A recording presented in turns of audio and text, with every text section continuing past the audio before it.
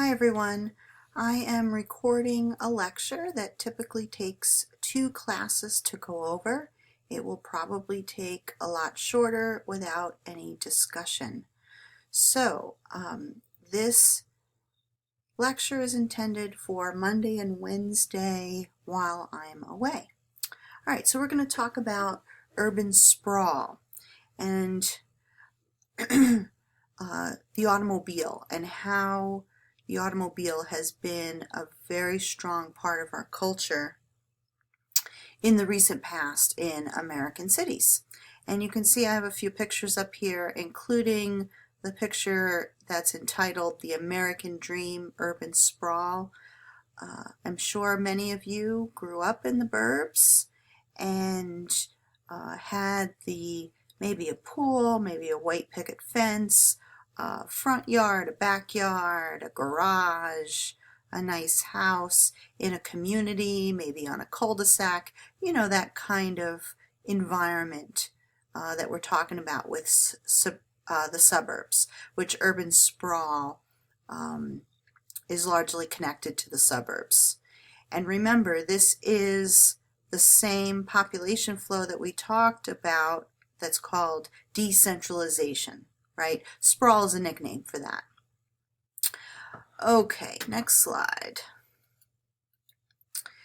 So first, I want to talk about the automobile in particular. The automobile really changed our culture. It changed how we live, it changed our lifestyles, it changed how cities are developed, the structure of the cities, the roadways that are built, from the width of the roadways to having drive-through businesses, to having drive-in movie theaters. I mean, it just changed everything. And so the automobile is an extremely powerful factor when it comes to urban developments and urban structure. The car at first was pretty darn expensive, but when the Ford Model T was produced, it became affordable. That was part of the point of the Ford Model T, to make it affordable so that it wasn't just rich people who could afford it. So it was in production from 1913 to 1927. You don't have to memorize those dates, but just so you know what time period we're talking about here. It was an assembly line production, so that's what helped make it cheaper. And now more people could afford the car. For example, in Oneonta, prior to this shift, anytime somebody bought a automobile, it was front page headlines in the local newspaper. Believe it or not, can you imagine buying a car and the local newspaper having that as a front page headline? It's amazing. So now that it becomes more affordable, it's not that big of a deal anymore that your neighbor bought a car. Through the years of the car becoming an ingrained part of our culture, we started to see sprawl. And that's because the car allows us to travel greater distances, right? You can go farther away from where you live to go to work or to go to school or to go shopping or whatever it is you're doing. But because of that, it creates long distances between places, which creates the sprawl condition, right? We're spreading out horizontally across the landscape.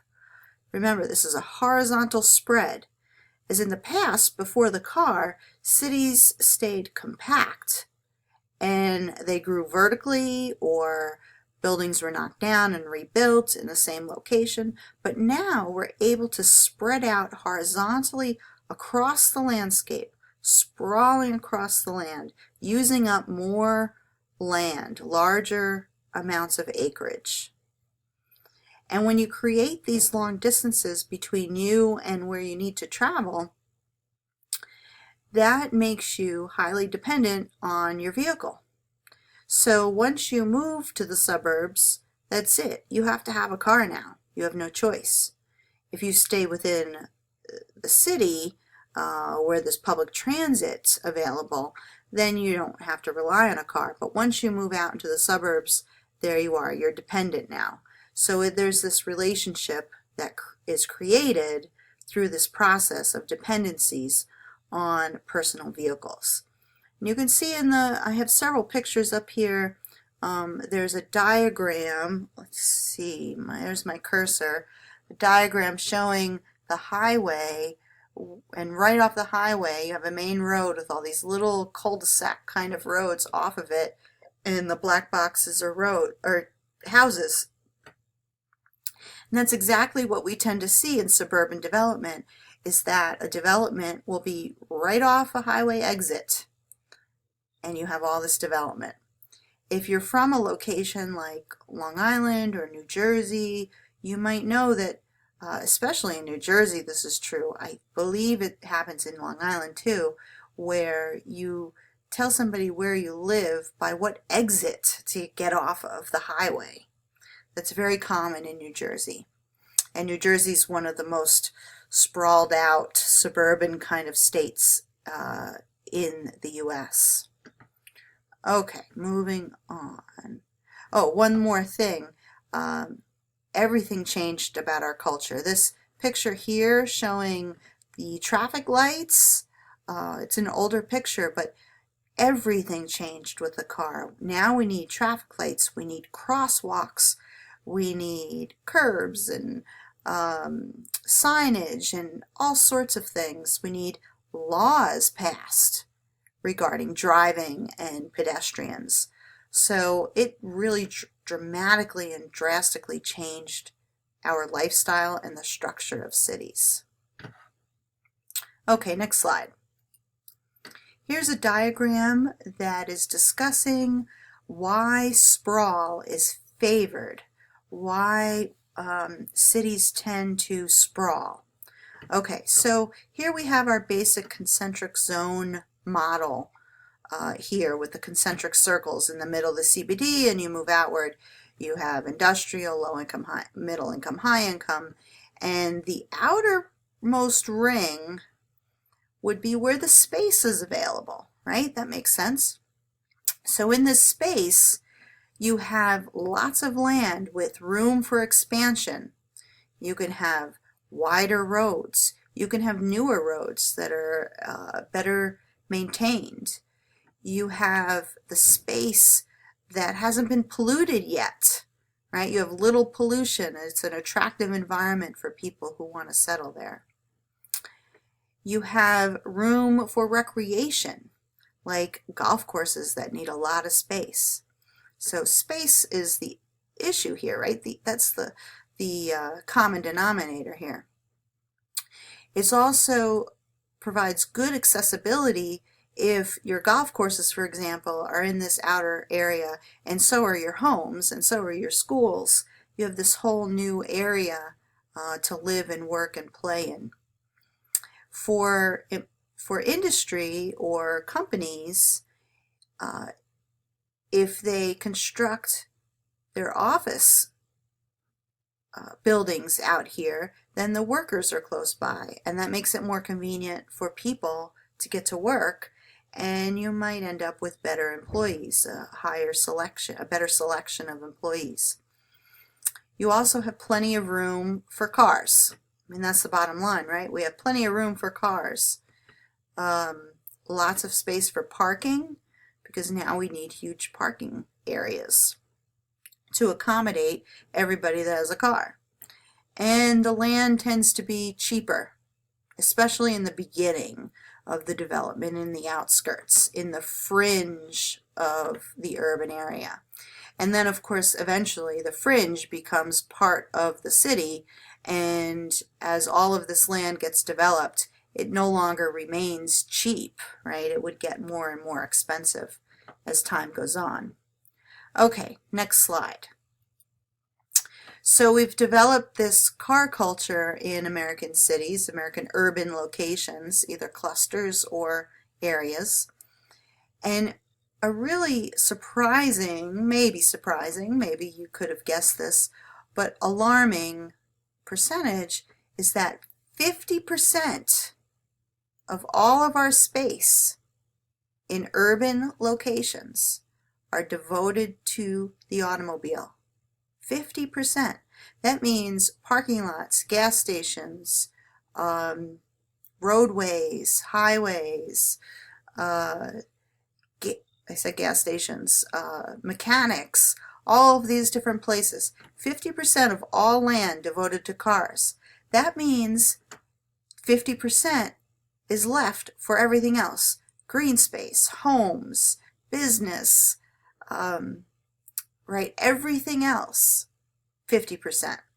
Cars, 50%. That's pretty high, but it's true. The land for cars in urban areas is just become ubiquitous to us. We don't notice it anymore because it's everywhere. Cars are everywhere in our current modern city in the U.S. And a dependency developed on our cars, partly because we moved on the outskirts and now we have to drive. Public transit is not effective or efficient in these sprawled out areas. In some cases they are. I mean, if you go to extremely dense developed areas in New Jersey or Long Island, that sort of thing, public transit is useful. But in most suburbs in the U.S., you don't have public transit. So we have this dependency that developed, and preference is definitely involved. It's kind of the chicken and the egg question, but preference is thought to have followed the dependency. And normally in class I would ask you why before I showed you this list. But think about why people might prefer to drive their car rather than ride public transit. Think about you. Think about anybody. Why would you prefer to drive your own car to work, to school, whatever it may be, rather than ride public transit? Part of it is you can go fast, right? Performance. Part of it's comfort. You can have the air conditioning on or the heat at the setting you want. Status. Some people own certain cars because of status. Speed of the cars, convenience. And the convenience part is sort of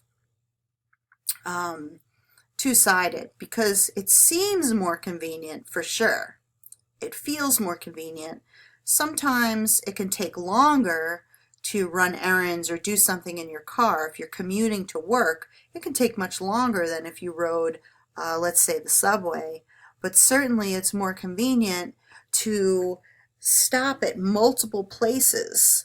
We have complex individual movement patterns. You might leave work and stop at the dry cleaners, stop at the supermarket, pick up your kids from school. You might make 5 stops. If you had to do all that on public transit, it would take you forever. So it definitely includes this convenience when you're talking about our movement patterns, okay? Some people prefer their car because they want to play their own music. You have privacy. You can, pick your nose. You can whatever you want to do, and nobody's around to see it. You can talk on your speaker, on your Bluetooth, on your phone. You can, right? You can do anything, and you don't have to sit next to some person on the subway who's talking really loud on their phone or snoring or smells really bad, whatever it may be. So these sorts of things are why we prefer to drive our car. Just think for a minute why you would prefer to drive a car over ride public transit. And how would planners, public transit planners, convince you? What could they do to convince you to ride public transit? What would it take for you to ride public transit instead of driving your own vehicle? Okay. All right, we're going to pause here because I'm only doing 15-minute segments. And in the next 15-minute segment, we'll start with slide number 5.